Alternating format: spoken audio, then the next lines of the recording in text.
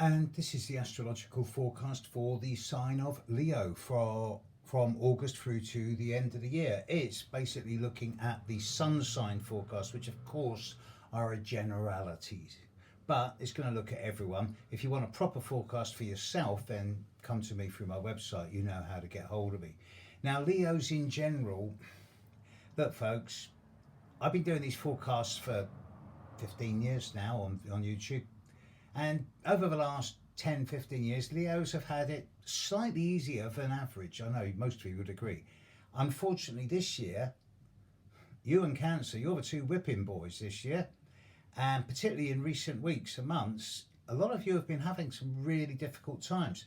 So first of all, let's look at what's not happening before we do look at what is happening.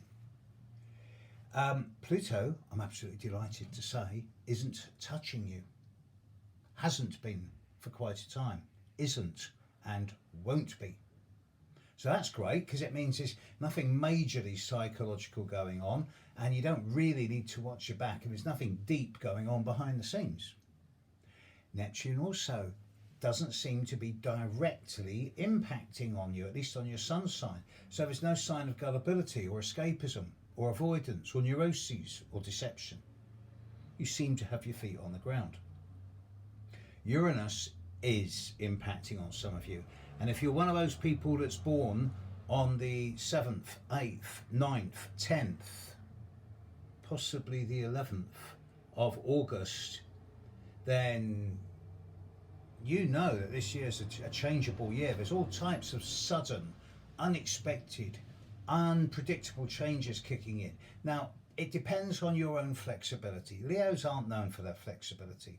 So for most of you, these changes are going to come upon you like suddenly out of the blue, and it's going to bring a bit of chaos and disruption and disorder and unpredictability into your lives, and it's going to mess you about.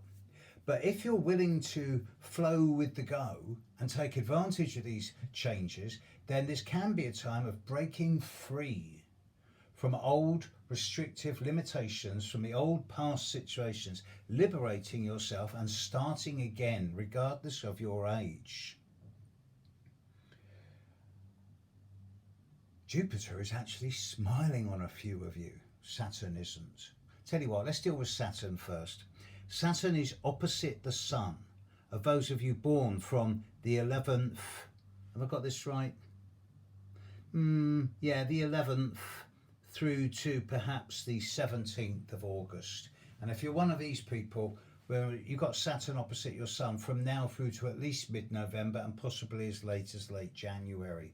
So there is a sense of gravity, of density, of pressure and intensity around you. It's almost like there's a sense of being burdened or laden.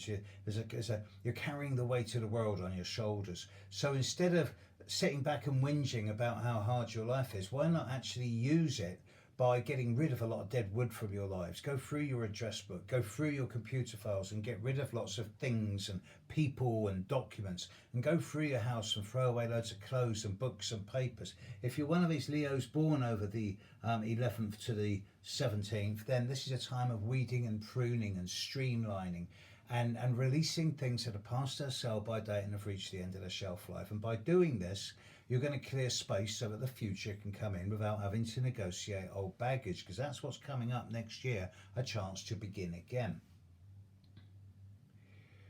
Jupiter is actually smiling on a few of you. If you're fortunate enough to be one of those Leos born in July, then the last few months, mid-May through to late July, seems to have brought a number of windows of opportunity for you to initiate new things, to try new, test, taste, trial, experience and experiment with new options and new opinions. Now this has been a time of dream, vision and idea.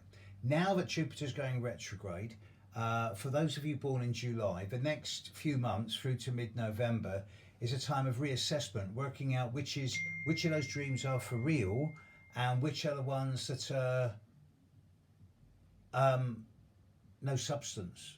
Those that are real will start turning from dream, vision and idea into blueprint, schedule and plan. And from mid-November onwards, potentially action. Although the real action is going to be very much January and February, and these are seen as months of opportunity. The eclipse of the moon on the 8th of November is going to impact on some of you. Damn, ignore that. But for most of you, this next few months from now through to the end of the year is generally seen as quite a favourable time. Just don't go over the top, don't overreach yourself, don't bite off more than you can chew. Take the middle path, and where necessary, make the necessary cuts, weed, prune and streamline, and you'll all end up at the start of the year in a much leaner, perhaps a bit meaner, but much more effective, focused and sharper perspective. Catch you later. Bye.